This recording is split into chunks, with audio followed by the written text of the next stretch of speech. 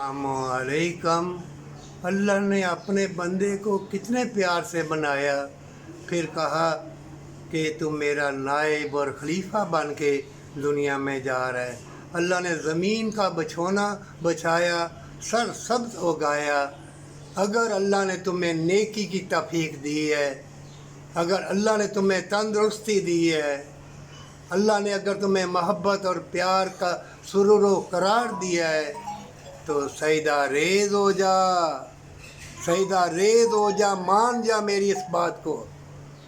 कुरान तर्जमे से पढ़ और हदीसें अगर अच्छी जो लगे वो पढ़।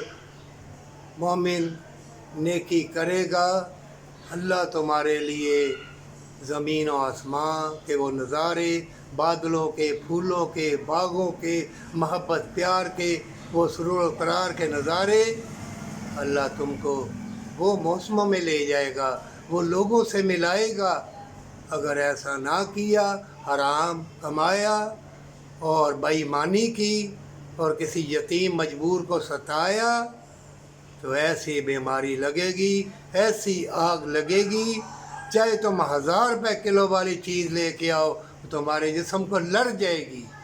मोमिन जिस्म की फराक नेकी है, ना कि हीरे जवरात के महल, ना बड़े बड़े दस्तरखान खाने, ना तुम्हारी बादशाहत।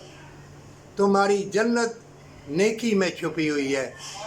मोमिन ये दीन, इस्लाम और इंसानियत के दुश्मन और शैतान तुम्हारा जानी दुश्मन, ये तुम्हें फ़रेब दे रहा है। ये ज़िंदगी गुजर जाएगी, चाहे बादशाह बनो या वज़ीर या फ़कीर या गरीब बन के सजदा रेज़ रहोगे। तो अल्लाह रहमान है, रहीम है, अल्लाह ज़ालिम नहीं है। तुम अगर सजदा रेज़ी करोगे, उसके फरिश्ते, मलाइका, ये बाग, ये बहारें, ये हसीन फूलों की महक, हर चीज़ की लज़्ज़त तुम्हारी तरफ आएगी, पर सच्ची तौबा के साथ।